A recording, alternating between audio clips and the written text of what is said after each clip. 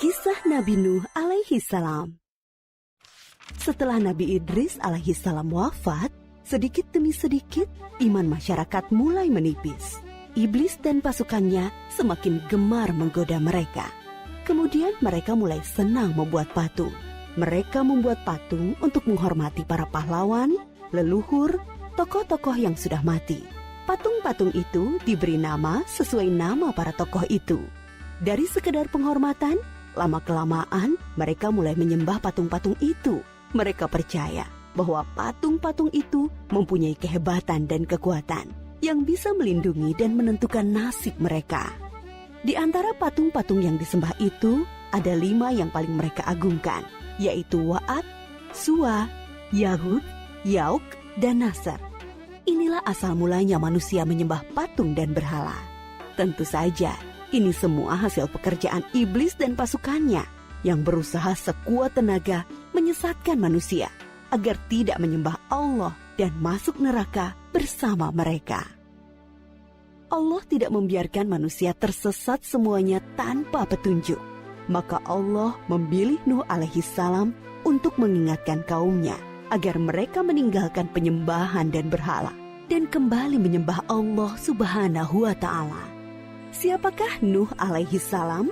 Nuh adalah cucu dari Nabi Idris. Fisiknya kuat, terbukti dari umurnya yang sangat panjang, sekitar 1000 tahun. Hatinya mulia dan sabar luar biasa.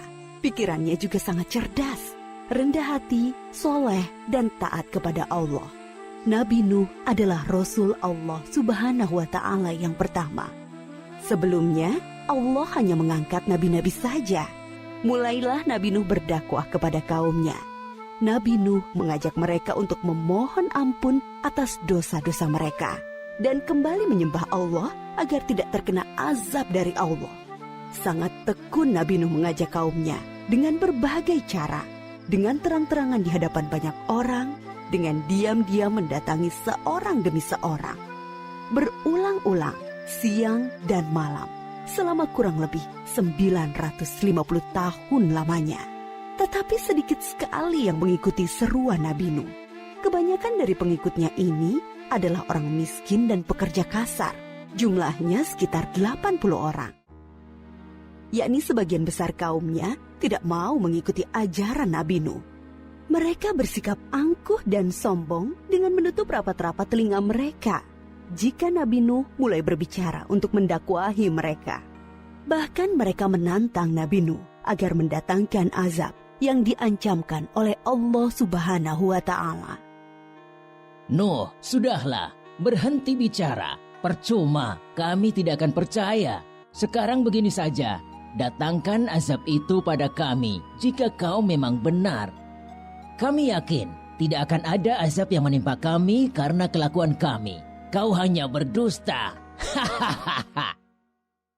Nabi Nuh mengadu kepada Allah tentang pembangkangan kaumnya yang terlaluan. Allah berfirman bahwa memang pengikut Nabi Nuh tidak akan bertambah. Hanya 80 orang itu saja. Selebihnya mereka semua tidak akan beriman karena mereka sudah sangat sesat. Setelah jelas ketetapan Allah bahwa orang-orang itu tidak akan beriman, maka Nabi Nuh memohon kepada Allah. Tuhanku, musnahkanlah seluruh orang durhaka itu dari muka bumi. Mereka hanya membuat kerusakan dan melahirkan anak-anak yang durhaka. Kemudian Allah memerintahkan Nabi Nuh untuk membuat kapal yang besar. Pada masa itu ilmu perkapalan belum berkembang dengan baik. Allah mengajarkan ilmu itu kepada Nabi Nuh. Maka Nabi Nuh bersama pengikutnya membuat kapal besar terbuat dari kayu. Kayu itu didapati dari pohon-pohon di hutan di sekitar mereka. Ejekan kaum Nabi Nuh semakin menjadi-jadi. Melihat pembuatan kapal itu terasa aneh bagi mereka. Apalagi mereka tinggal jauh dari laut. Lihatlah, Terbukti bahwa Nuh gila. apa itu? Bikin kapal ya? Untuk berlayar di hutan. Nabi Nuh dan pengikutnya bersabar dan tetap tekun menyelesaikan kapal itu. Akhirnya kapal besar itu selesai. Inilah kapal besar pertama yang dibuat oleh manusia. Kemudian Allah memerintahkan untuk mengumpulkan binatang-binatang sepasang-sepasang, jantan dan betina. Semua diangkut ke dalam kapal bersama orang-orang beriman. Semua keluarga Nabi Nuh, termasuk yang diangkut ke dalam kapal, kecuali istri dan salah satu anaknya, Kan'an. Mereka tidak mau masuk ke dalam kapal. Mereka tidak beriman dan termasuk orang durhaka. Sementara itu, langit menjadi gelap. Angin bertiup kencang, petir menggelegar, hujan turun sangat lebat. Dari dalam tanah memancar air yang semakin deras. Juga dari dalam rumah-rumah penduduk, dari dapur-dapur mereka. Dengan cepat, air membanjiri bumi. Makin lama makin tinggi, menenggelamkan rumah, pohon-pohon, dan tentu saja orang-orang di luar kapal Nabi Nuh. Ketika Nabi Nuh melihat sekelilingnya dari atas, tampak putranya, Kan'an, sedang menyelamatkan diri dari banjir. Karena kasih sayangnya kepada anaknya, Nabi Nuh berseru, Anakku sayang, masuklah ke dalam kapal ini. Tidak ada yang bisa selamat dari azab ini kecuali yang berada di dalam kapal. Tidak ayah, aku akan memanjat bukit yang tinggi. Pasti aku akan selamat. Tiba-tiba datang gelombang besar dan Kan'an tidak terlihat lagi. Dia termasuk yang dibinasakan. Nabi Nuh sangat sedih, tetapi beliau menerima keputusan Allah. Di dalam kapal, Nabi Nuh bertasbih, memohon ampun dan berdoa tidak henti-hentinya bersama orang-orang beriman. Setelah beberapa hari, Allah memerintahkan bumi untuk menelan banjir itu. Hujan berhenti, air pun surut masuk ke dalam tanah. Kapal pun berlabuh di daratan lagi. Orang-orang beriman keluar dari kapal dengan tetap bertasbih.